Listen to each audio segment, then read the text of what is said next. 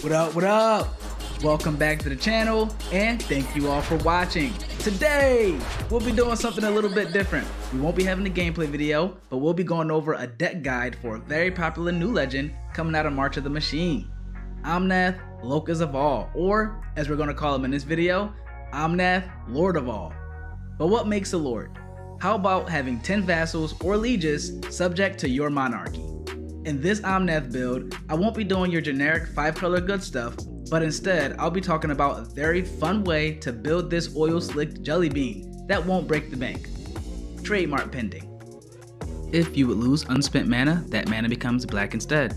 At the beginning of your pre-combat main phase, look at the top card of your library. You may reveal that card if it has 3 or more colored mana symbols in its mana cost.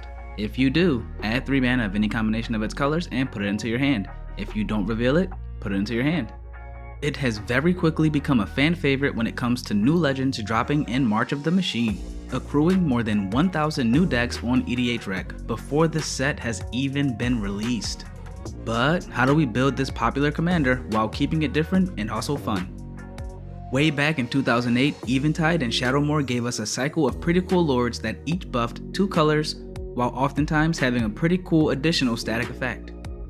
Omnath is the perfect commander to play all 10 of these cards, albeit all of them aren't created equal, and this deck might not be the most powerful, but it will be fun, and it'll definitely be able to close out the game, while also being very, very unique.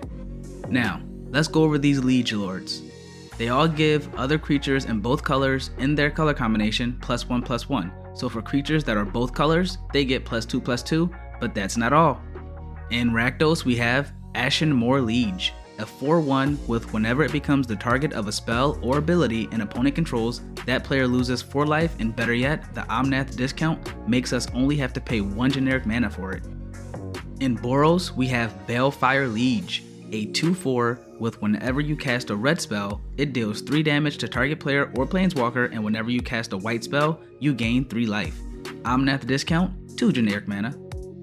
In Gruul, it's Boartusk Liege. It's a 3/4 trampler, but that buff though, can't forget that buff or the Omnath discount.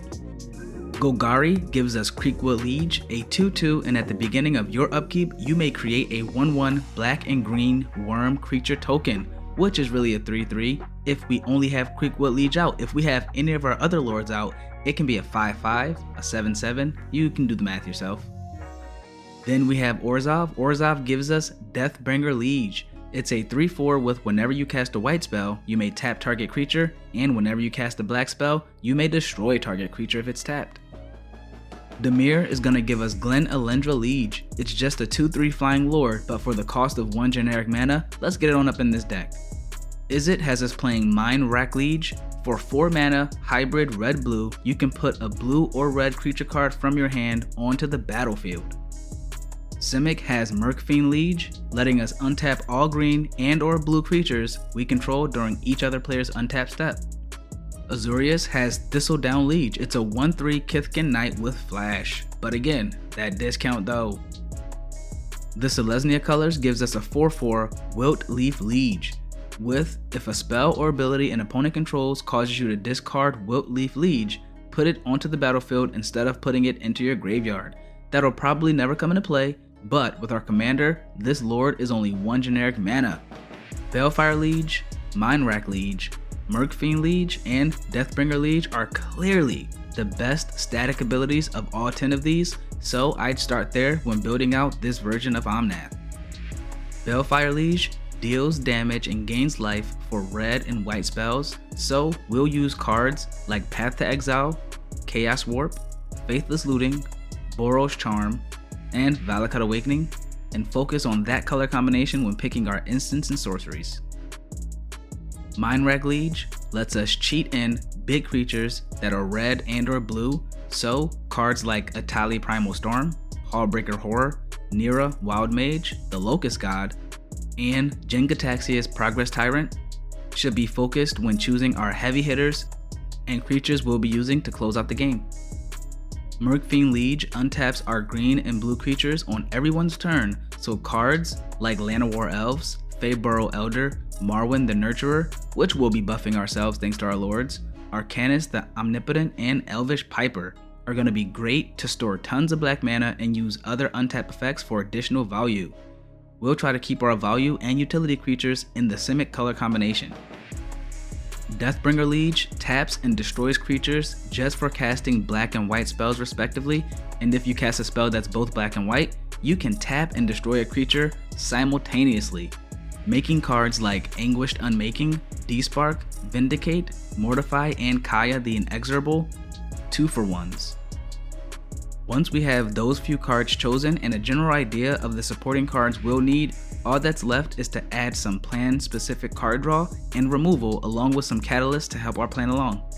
I'd recommend at this step focusing on card draw and card selection because you'll want to make sure you get to those lords. Some notable cards to include are Jared Carthalion.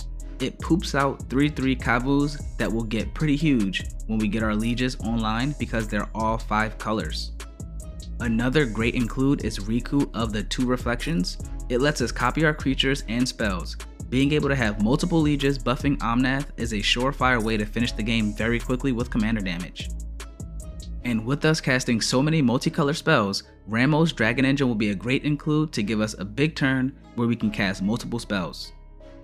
Now depending on how you're building your version of this deck, if you have a very few select amount of other creatures, then casting the Prismatic Bridge would guarantee you get a free liege at every upkeep, and if you don't get a liege, you'd at least get something very spicy.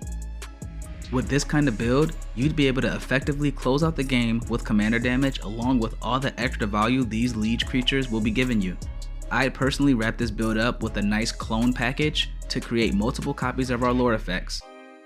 If you like this idea and would like to see more out of the box commander ideas, go ahead and drop a like down below, and if we get this video to 36 likes, yep, I know, weird number, but we hit that lucky number 36 and I'll go ahead and build this deck out and I'll release a full deck tech video on it. Thanks for checking out the video, hope you enjoyed it, and until next time, I'll see you at the table.